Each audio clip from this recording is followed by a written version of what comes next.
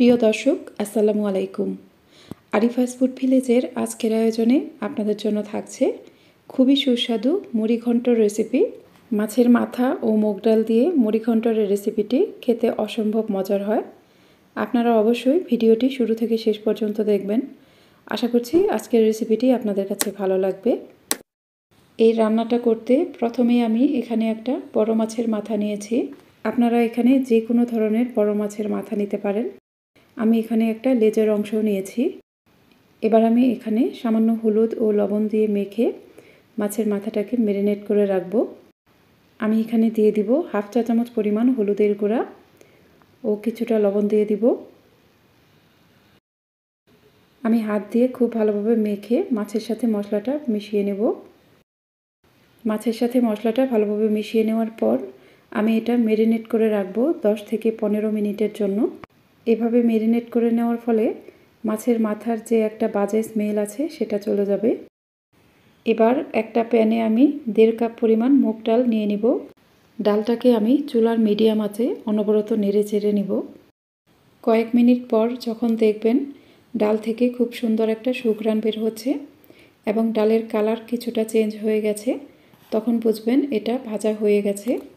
ডালটা ভাজা হয়ে যাওয়ার পর আমি এটা চুলা থেকে নামিয়ে ফেলব এবং এই ডালটা নর্মাল ঠান্ডা পানি দিয়ে ভালোভাবে কষলে ধুয়ে নিব। ভালোভাবে ধুয়ে নেওয়ার পর আমি এই ডালটাকে নর্মাল ঠান্ডা পানিতে ভিজিয়ে রাখব 15 থেকে 20 মিনিটের মতো। পানিতে ভিজিয়ে রাখার ফলে ডালগুলো খুব সহজেই সেদ্ধ হয়ে যাবে। এবার একটা প্যানে দিয়ে দিব 2 টেবিল চামচের মতো সয়াবিন তেল।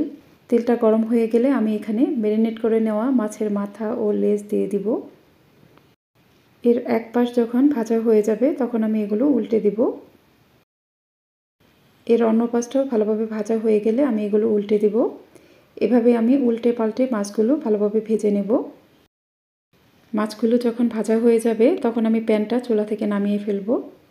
এবার অন্য একটা প্যানে আমি দিয়ে দিব 3 টেবিল চামচ পরিমাণ সয়াবিন তেল। আমি একটা বাটিতে আমার হাতের 2 মুঠ পরিমাণ কালো জিরা পোলাওয়ের চাল খুব ভালোভাবে ধুয়ে নিয়েছি। চালগুলো আমি এই তেলের মাঝে দিয়ে দিব। এগুলো আমি চুলার মিডিয়ামের থেকে একটু কম আঁচে নেড়ে চেড়ে ভেজে নেব। মাছের মাথার এই মুড়ি ঘন্টটা খেতে কিন্তু অনেক বেশি মজার হয়। আপনারা অবশ্যই ভিডিওটা শুরু থেকে শেষ পর্যন্ত দেখবেন। চালগুলো যখন হালকা সোনালি কালার হয়ে যাবে তখন আমি এগুলো উঠিয়ে ফেলব। আমি সবগুলো চাল ভেজে নিয়েছি। এবার বাকি তেলের মাঝে আমি দিয়ে দিব 1.25 কাপ পরিমাণ পেঁয়াজ কুচি। রান্নার শেষ পর্যায়ে ফোড়নের জন্য আমার আরও কিছুটা পেঁয়াজ কুচি লাগবে। পেঁয়াজ কুচিগুলো আমি অনবরত নেড়ে চেড়ে নেব। পেঁয়াজ কুচিটা ভালোভাবে নেড়ে চেড়ে দেওয়ার পর যখন দেখব এটা কিছুটা সোনালি কালার হয়ে গেছে তখন আমি এখানে দিয়ে দিব 1 চা চামচের একটু কম পরিমাণ রসুন বাটা। এরপর এখানে দিয়ে দিব হাফ চা চামচ পরিমাণ আদা বাটা। আদা ও রসুন বাটাটা আমি খুব ভালোভাবে নেড়ে চেড়ে নেব। আদা ও রসুন বাটাটা আমি তেলের সাথে খুব ভালোভাবে ভেজে নেব যাতে এর কাঁচা গন্ধটা চলে যায়। এরপর আমি এখানে গুঁড়া মশলা অ্যাড করব, তাই আমি এখানে কিছুটা পানি দিয়ে দিব। আমি এখানে দিয়ে দিব হাফ চা চামচ পরিমাণ হলুদের গুঁড়া, দিয়ে দিব 1.5 চা চামচ পরিমাণ মরিচের গুঁড়া। আপনারা যে যেমন ঝাল খেতে পছন্দ করেন সেই অনুযায়ী এখানে মরিচটা দিয়ে দিবেন। এরপর আমি এখানে দিয়ে দিব হাফ চা চামচ পরিমাণ ধনিয়ার গুঁড়া ও হাফ চা চামচের একটু কম পরিমাণ জিরার গুঁড়া। এরপর আমি এখানে স্বাদ অনুযায়ী লবণ দিয়ে দিব। এবার সব কিছুই খুব ভালোভাবে নেড়ে চেড়ে মিশিয়ে নেব। আমি এই মশলাটা খুব ভালোভাবে কষিয়ে নেব। এখানে আমি কিছুটা পানি দিয়ে দিব এবং মশলাটা খুব ভালোভাবে কষিয়ে নেব। মশলাটা যখন খুব ভালোভাবে কষানো হয়ে যাবে, দেখুন মশলা থেকে যখন এরকম অনেকটা তেল বের হয়ে আসবে তখন আমি এখানে ভেজে নেওয়া মাছের পিসগুলো দিয়ে দিব। মাছের মাথাটা আমি ভেজে নেওয়ার পর আবারও কষিয়ে নিচ্ছি, কারণ সাধারণত দেখা যায় বাজার থেকে মাছ নিয়ে আসার পর মাছের মাথাটা ফ্রিজে অনেক দিন থেকে যায়। তাই অনেক দিন ফ্রিজে থাকার ফলে মাছের মাথার যে এক্সট্রা গন্ধ আছে সেটা দূর করার জন্যই আমি প্রথমেই মাছের মাথাটা ভেজে নিয়েছি। এরপর আমি এটা আবারও মশলার সাথে ভালোভাবে কষিয়ে নিচ্ছি। আমি এখানে কিছুটা পানি দিয়ে মাছগুলো ভালোভাবে কষিয়ে নেব। মাছগুলো যখন ভালোভাবে কষানো হয়ে যাবে তখন আমি এগুলো উঠিয়ে নেব। মাছগুলো উঠিয়ে নেওয়ার পর আমি বাকি মশলার মাঝে আগে থেকেই ধুয়ে নেওয়া মুগ ডাল দিয়ে দিব। ডালটা আমি মশলার সাথে কিছুক্ষণ ভালোভাবে নেড়েচেড়ে ভেজে নেব। ডালটা মশলার সাথে কিছুক্ষণ নেড়েচেড়ে ভেজে নেওয়ার পর আমি এখানে ভেজে নেওয়া পোলাওয়ের চালগুলো দিয়ে দিব। সব কিছুই আমি নেড়েচেড়ে মশলার সাথে ভালোভাবে ভেজে নেব। সব কিছুই ভালোভাবে ভেজে নেওয়ার পর আমি এখানে পানি দিয়ে দিব। আমি এখানে মেজারমেন্ট কাপের 5 কাপ পরিমাণ গরম পানি দিয়ে দিব। অবশ্যই এখানে গরম পানিটাই দিবেন। এই রান্নার শুরু থেকে শেষ পর্যন্তই আমি এখানে গরম পানিটাই দিয়েছি। আমি একটু নেড়েচেড়ে মিশিয়ে নেব। আমার কাছে মনে হয়েছে এখানে আরও 1 কাপ পরিমাণ পানি লাগবে। আমি এখানে আরও 1 কাপ পরিমাণ পানি দিয়ে দিলাম। আমি এখানে মোট 6 কাপ পরিমাণ গরম পানি দিয়েছি। একটু নেড়েচেড়ে দেওয়ার পর আমি প্যানটা ঢাকনা দিয়ে ঢেকে দিব এবং ডালটা পুরোপুরি সেদ্ধ হয়ে যাওয়া পর্যন্ত অপেক্ষা করব। 15 মিনিট পর আমি ঢাকনাটা খুলে নিলাম। আমি একটু নেড়েচেড়ে দেব। দেখুন ডালটা কিন্তু সেদ্ধ হয়ে গেছে। ডালটা প্রথমেই পানিতে ভিজিয়ে রাখার ফলে এটা খুব সহজেই সেদ্ধ হয়ে গেছে। এখন আমি এখানে আগে থেকেই কষিয়ে নেওয়া মাছের মাথাটা দিয়ে দেব। আমি সব কিছুই ভালোভাবে নেড়েচেড়ে মিশিয়ে নেব। সব কিছুই ভালোভাবে নেড়েচেড়ে মিশিয়ে নেওয়ার পর আমি এখানে কিছু আস্ত কাঁচামরিচ দিয়ে দিব। আমি কাঁচামরিচের মাঝখানে এইভাবে একটু ভেঙে তারপর দিয়ে দিব। এতে কাঁচামরিচের খুব সুন্দর একটা ফ্লেভার পাওয়া যাবে। এরপর আমি প্যানটা ঢাকনা দিয়ে ঢেকে দিব এবং এই ঝোলটা ভালোভাবে জাল হয়ে যখন ঝোলের উপরে তেলটা ভেসে উঠবে তখন আমি ঢাকনাটা খুলে নিব। আরও 5 থেকে 6 মিনিট পর আমি ঢাকনাটা খুলে নিলাম।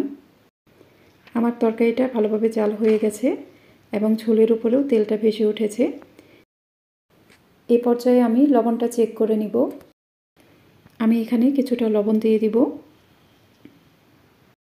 লবণ দেওয়ার পর আমি খুব ভালোভাবে নেড়েচেড়ে নিব।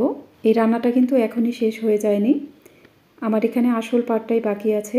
এই পর্যায়ে মাছের মাথাটা রান্নায় আমি একটা ফোড়ন দিয়ে দিব। এই ফোড়নটা দেওয়ার ফলে মুড়ি ঘন্টের টেস্ট কয়েক গুণ বেড়ে যাবে। পাশের চুলায় আমি একটা প্যান বসিয়ে দিয়েছি। এখানে আমি দিয়ে দিলাম 2 টেবিল চামচ পরিমাণ সয়াবিন তেল। তেলটা গরম হয়ে গেলে আমি এখানে দিয়ে দিলাম 2টি তেজপাতা। এরপর আমি এখানে 4টি শুকনা মরিচ দিয়ে দিলাম। এগুলো আমি খুব ভালোভাবে নেড়েচেড়ে নিব। যখন শুকনা মরিচ ও তেজপাতার খুব সুন্দর একটা ফ্লেভার পাওয়া যাবে তখন আমি এখানে দিয়ে দিব কিছু রসুন কুচি। এরপর আমি এখানে দিয়ে দিব কিছু পেঁয়াজ কুচি। পেঁয়াজ ও রসুন কুচিগুলো আমি খুব ভালোভাবে নেড়েচেড়ে ভেজে নেব। পেঁয়াজ ও রসুন কুচিগুলো আমি অনবরত নেড়েচেড়ে সোনালি কালার করে ভেজে নেব। এগুলো যখন এরকম সোনালি কালার হয়ে যাবে তখন আমি এই ফোড়নটা তরকারির মাঝে দিয়ে দিব। এই ফোড়নটা দেওয়ার ফলে মুড়িঘন্টের টেস্ট কয়েক গুণ বেড়ে যাবে। এরপর আমি সব কিছুই ভালোভাবে নেড়েচেড়ে মিশিয়ে নেব। মাছের মাথা দিয়ে মুগ ডালের এই রান্নাটি খেতে কিন্তু অনেক বেশি মজার হয়। আপনারা অবশ্যই আমার পুরো রেসিপিটি ফলো করবেন। সবশেষে আমি এখানে দিয়ে দিব কিছু ধনেপাতা কুচি। ধনেপাতা দেওয়ার পর আমি সব কিছু আবারও খুব ভালোভাবে নেড়েচেড়ে মিশিয়ে নেব। মুড়িঘন্টের এই রান্নাটা খেতে কতটা মজার হয় আপনারা একবার বাসায় ট্রাই করলেই বুঝতে পারবেন। আমার রান্নাটা হয়ে গেছে। এখন আমি তরকারিটা চুলা থেকে নামিয়ে ফেলব, কারণ ঠান্ডা হয়ে যাওয়ার পর এটা আরও অনেকটাই ঘন হয়ে যাবে। অবশ্যই খেয়াল রাখবেন এই তরকারিটা যেন খুব বেশি ঘন না হয়ে যায়। আর প্রয়োজন হলে আপনারাও এখানে আরও কিছুটা পানি অ্যাড করবেন। আমার তরকারিটা হয়ে গেছে। এখন আমি এটা নামিয়ে ফেলব। আমি তরকারিটি নামিয়ে ফেলেছি। আপনারা অবশ্যই আমার পুরো রেসিপি ফলো করে বাসায় একবার ট্রাই করবেন। দেখবেন পরিবারের সবাই খুবই পছন্দ করবে। আশা করছি আমার আজকের এই লোভনীয় মুড়িঘন্টর রেসিপিটিও আপনাদের সবার কাছে খুবই ভালো লেগেছে। যদি ভালো লাগে তাহলে অবশ্যই আমার চ্যানেলটি সাবস্ক্রাইব করে পাশে থাকা বেল আইকনটি প্রেস করে দিবেন। আর যারা ভিডিওটি ফেসবুক থেকে দেখছেন তারা আমার পেজটিকে লাইক ও ফলো দিয়ে রাখবেন। আজ এ পর্যন্তই। সবাই ভালো থাকবেন। আল্লাহ হাফেজ।